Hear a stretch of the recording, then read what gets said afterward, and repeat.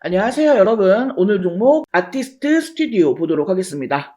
최근 이 경영권 분쟁도 있었고요. 또 오징어 게임 시즌2 관련주로 관심을 받고 있었던 아티스트 스튜디오.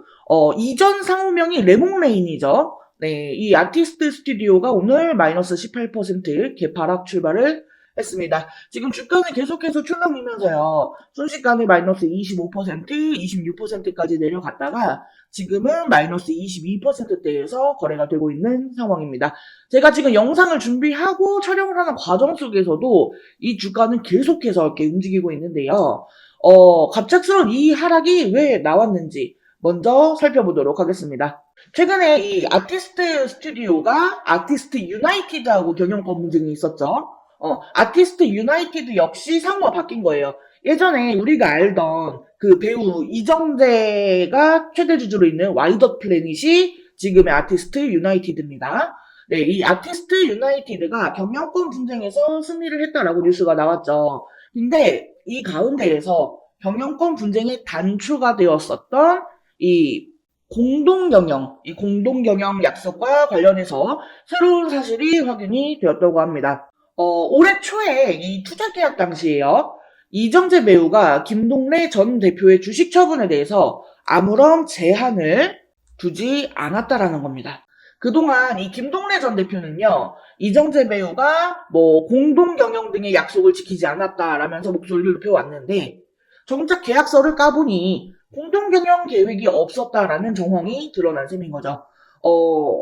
4일, 그러니까 수요일이죠. 수요일에 한 언론사에서 확보한 이 아티스트 스튜디오의 보통주 투자 계약서에 따르면 이 김동래 전 대표는요, 지난 3월 12일 이정재 배우와 아티스트 유나이티드 그리고 박인수 전 위즈윅 스튜디오 대표 등과 총 290억 원의 지분 매각 계약을 체결을 했습니다. 같은 달 20일에 납입이 완료되면서 이 최대 주주는 기존의 김동래 전 대표 외 1인에서 아티스트 유나이티드 외 2인 그리고 지분율 29.33%로 변경이 된 거죠. 자, 해당 투자 계약에서 주목할 부분은요. 이 투자자 대표인 이정재 배우가요. 당시에 김동래 전 대표의 보유 지분 13.41%, 131만 8,295주에 대해서요.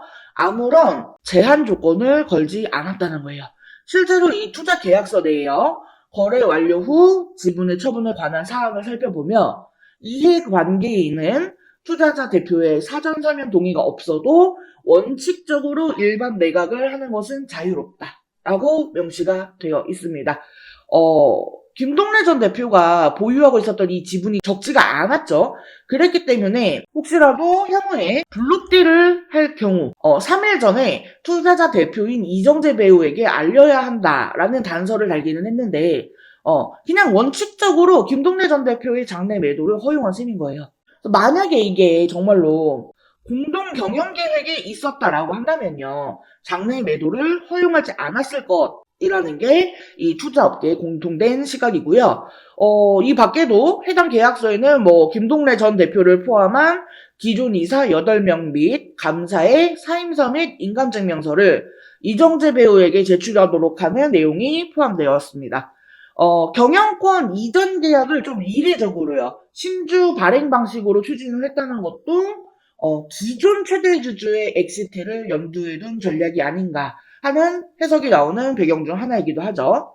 통상 최대 주주의 보유 지분의 경영권 프리미엄 30%가량을 붙여서 매각하는 방향을 취합니다. 하지만 투자자 대표인 이정재 배우와 김동래 전 대표는요. 제3자 배정 유상증자를 통해서 이 경영권을 넘기는 방식을 택했습니다. 확정된 경영권 프리미엄은 받지 못하지만 이 주가가 상승을 했을 때 훨씬 더 많은 투자 수익을 남길 수 있다는 장점이 있기 때문이었죠. 그 대표적인 공동 사례가 뭐예요? 와이더 플래닛이요. 네, 이정재 배우랑 정우성 배우가 이 와이더 플래닛의 제3자 배정 유상증자에 참여를 하면서 최대 주주에 이름을 올렸었죠. 그때 당시에 이 두 사람의 투자 소식이 알려지면서 와이더 플래닛은요 무려 8연상을 기록하기도 했었습니다. 그래서 기존의 최대 주주로 있었던 구교식이나 정수동 공동대표는 성공적으로 엑시트를 할 수가 있었고요. 때문에 여러 가지 정황을 봤을 때요, 이 김동래 전 대표도 제2의 와이더 플래닛을 목표로 했지만 이 주가 인상폭이 와이더 플래닛에 한참 못 미치면서 이 갈등이 시작이 됐을 거다라는 가능성도 지금 시선이 있습니다. 그리고 지금 서로 막 고소를 하고 있잖아요. 뭐, 사기 혐의로 고소를 하고, 또 뭐, 무고, 뭐, 고소하고, 뭐, 이런 식으로 지금 좀 분쟁이 계속해서 커지고 좀 지저분하게 가다 보니까요. 지금 아티스트 유나이티드의 주가도 엄청나게 하락을 하고 있는 상황입니다.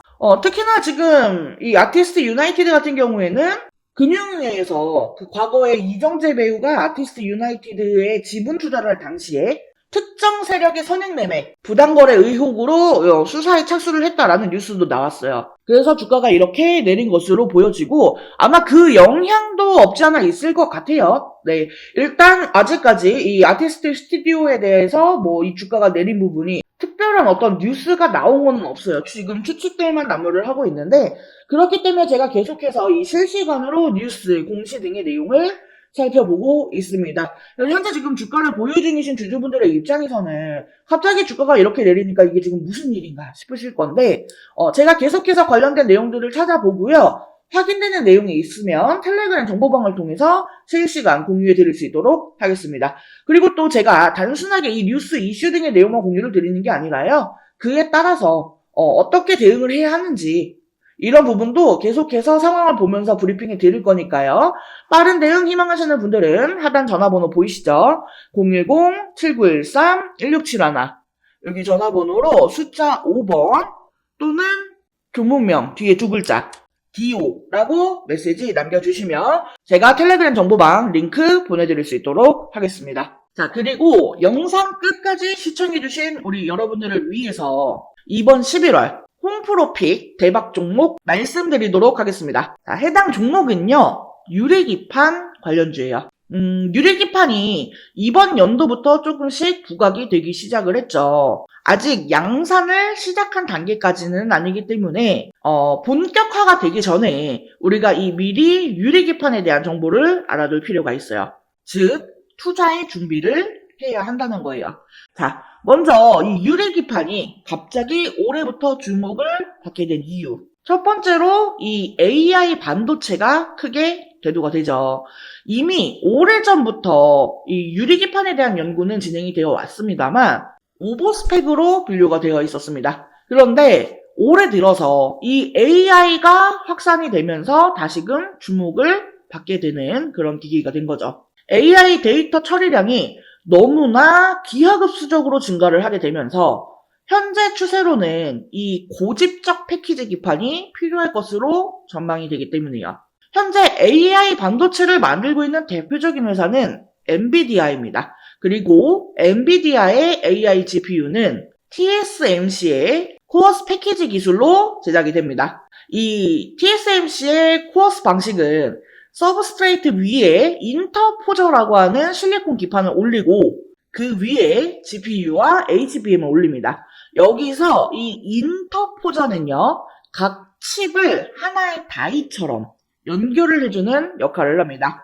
GPU와 HBM 등 이종 반도체를 하나의 패키지에 집적하기 위해서 사용하는 별도의 기판이라고 보시면 돼요.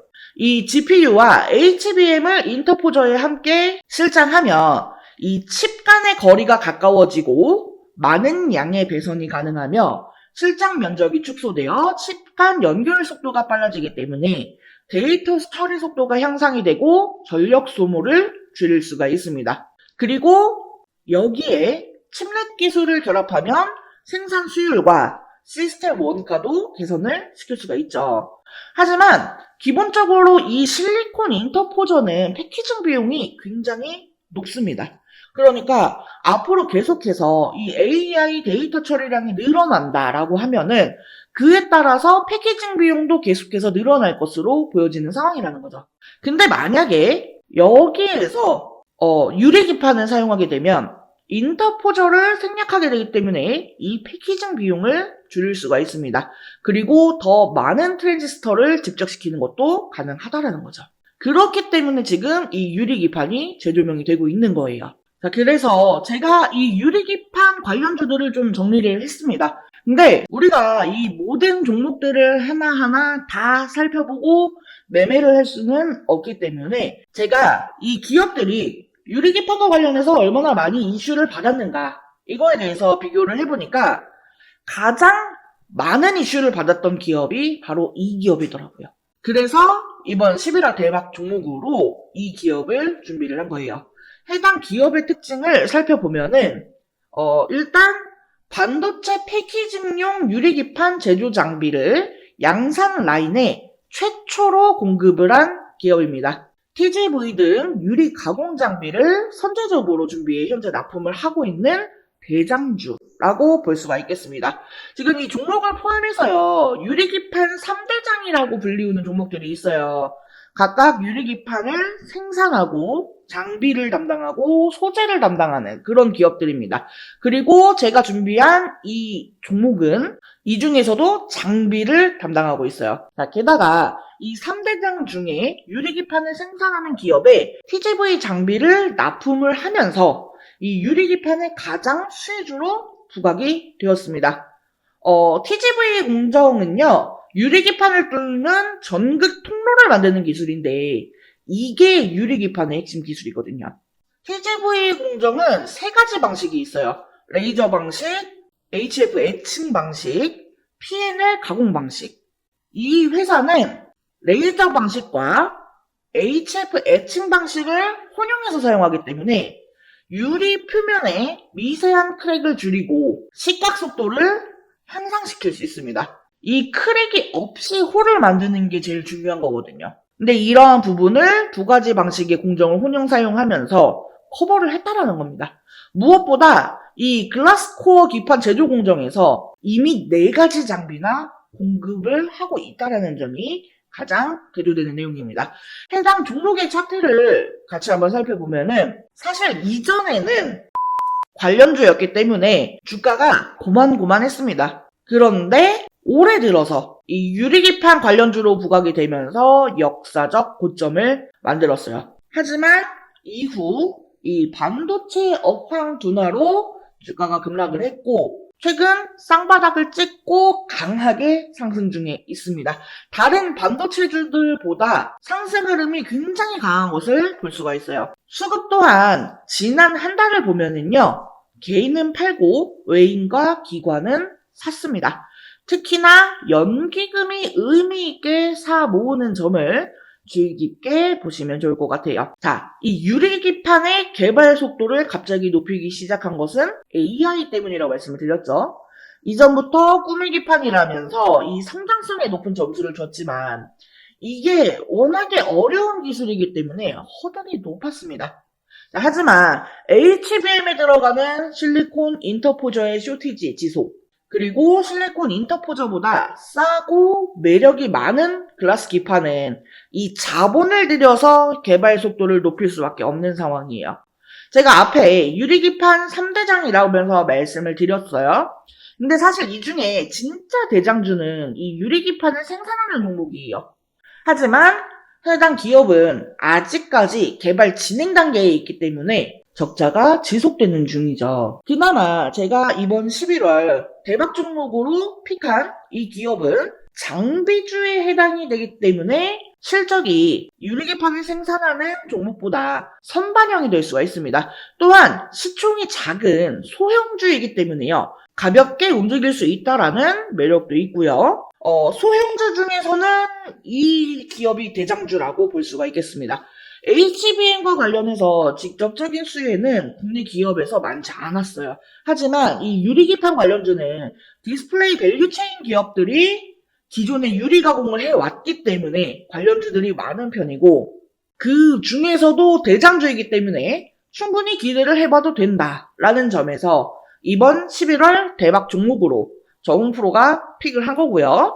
해당 종목과 관련한 내용이 궁금하신 분들은요. 010-7913-1671 여기로 대박이라고 2글자 메시지 남겨주시면 제가 관련 자료와 함께 타점, 대응 전략을 공유해드릴 수 있도록 하겠습니다. 자, 이번 영상은 여기서 마치도록 하겠습니다. 제 영상이 조금이라도 도움되었다면 구독, 좋아요, 알림 설정 한 번씩 부탁드릴게요. 오늘도 영상 시청해주셔서 감사합니다. 다음 영상에서 또 뵙겠습니다.